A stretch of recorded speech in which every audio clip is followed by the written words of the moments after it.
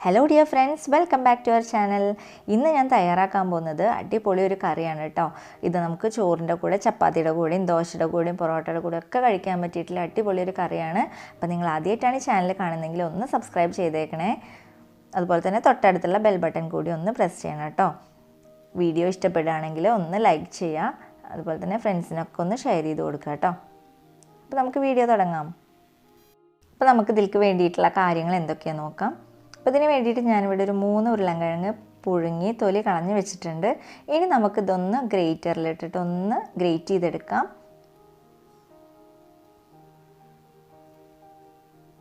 ഇത് വെച്ചിട്ട് നമുക്കൊരു 16 ബോൾസ് ഉണ്ടാക്കാൻ പറ്റും. അതുപോലെ തന്നെ ഒരു ക്യാരറ്റ് എടുത്തിട്ടുണ്ട്. ഇത് ഞാൻ വേവിച്ചിട്ടൊന്നുമില്ല, ജസ്റ്റ് പച്ചയ്ക്ക് തന്നെയാണ് ഇട്ടിട്ടുള്ളത്. ഇതിലേക്ക് നമുക്ക് ആവശ്യത്തിനുള്ള മഞ്ഞൾപ്പൊടി, മുളക് പൊടി, ഉപ്പ്, ഗരം മസാലപ്പൊടി ഇതെല്ലാം ചേർത്ത് കൊടുക്കാം.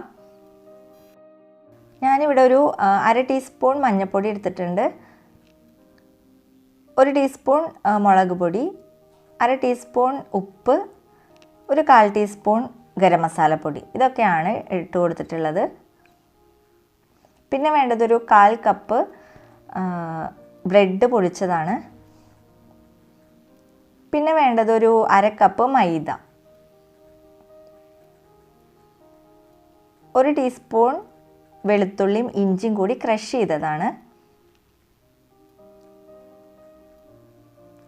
ഇത്ര സാധനങ്ങളെയാണ് ആവശ്യമുള്ളൂ. ഇത് നമുക്ക് നന്നായിട്ടൊന്ന് കുഴച്ചെടുക്കണം.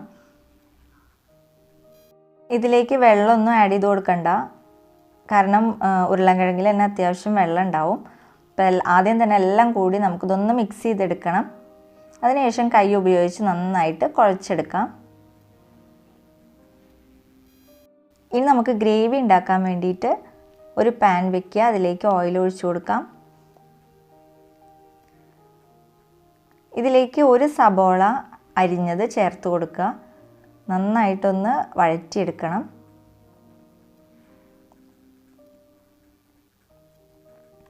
ഇതിലേക്ക് കുറച്ച് അണ്ടിപ്പരിപ്പ് ഇട്ട് കൊടുക്കുക, ഒരു 4-5 എണ്ണം ഇട്ട് കൊടുത്താൽ മതി.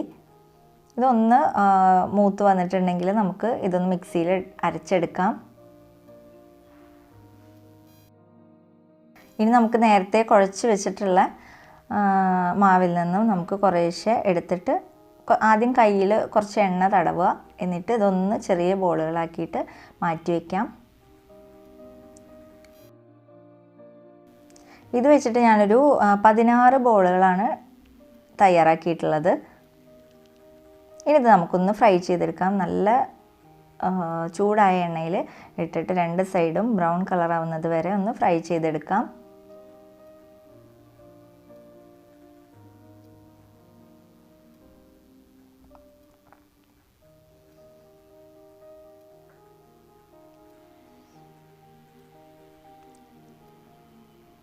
നമ്മുടെ പൊട്ടറ്റോ ബോൾസ് തയ്യാറായിട്ടുണ്ട്.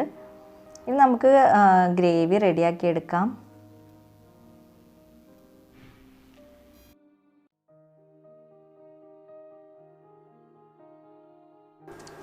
ഗ്രേവി തയ്യാറാക്കാൻ വേണ്ടിയിട്ട് ഞാനിവിടെ ഒരു പാൻ എടുത്തിട്ടുണ്ട്. അതിലേക്ക് ഓയിൽ ഒഴിച്ചതിന് ശേഷം ജീരകം, കുറച്ച് കറുവപ്പട്ട ഇത് രണ്ടും കൂടി ഇട്ടിട്ട് നന്നായിട്ടൊന്ന് പൊട്ടിച്ചെടുത്തതിന് ശേഷം തക്കാളി അരച്ചത് ഇതിലേക്ക് ചേർത്ത് കൊടുക്കാം. ഞാനിവിടെ ഒരു തക്കാളിയാണ് അരച്ചെടുത്തിട്ടുള്ളത്. ഇതൊന്ന് തിളച്ച് വരുമ്പോൾ നമുക്ക് നേരത്തെ ഉള്ളിയും അണ്ടിപ്പരിപ്പും കൂടിയിട്ട് അരച്ച് വെച്ചിട്ടുള്ളത് ഇതിലേക്ക് ചേർത്ത് കൊടുക്കാം. എന്നിട്ട് നന്നായിട്ടൊന്ന് ഇളക്കി ഇതെല്ലാം ഒന്ന് വെന്ത് കിട്ടണം.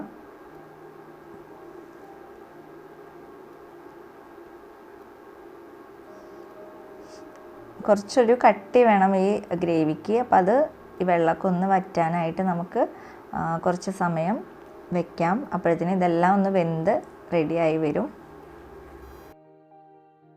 ഇതിലേക്ക് ആവശ്യത്തിന് മുളക് പൊടി, മഞ്ഞൾപ്പൊടി, ഉപ്പ്, ഗരം മസാല ഇത് കുറച്ചുകൂടി ചേർത്ത് കൊടുക്കുക. എന്നിട്ട് ഒന്ന് നന്നായിട്ട് തിളയ്ക്കാൻ വേണ്ടിയിട്ട് നമ്മൾ വെയിറ്റ് ചെയ്യുക.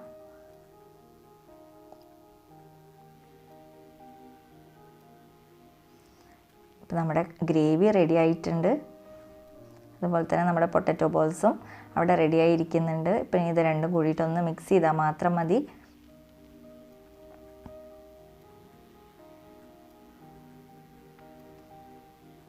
നമ്മുടെ അടിപൊളി പൊട്ടറ്റോ ബോൾസിൻ്റെ കറി റെഡി ആയിട്ടുണ്ട്. അപ്പോൾ എല്ലാവരും ഇതൊന്ന് ട്രൈ ചെയ്ത് നോക്കുക. എന്തായാലും ഉറപ്പായിട്ട് നിങ്ങൾക്ക് ഇഷ്ടപ്പെടും. അപ്പോൾ ഉണ്ടാക്കി നോക്കിയിട്ട് നിങ്ങളുടെ കമൻസ് അറിയിക്കുക.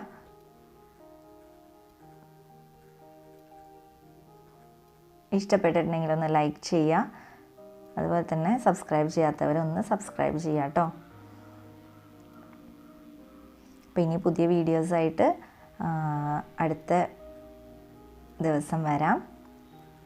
അപ്പോൾ അതുവരേക്കും എല്ലാവർക്കും താങ്ക് യു.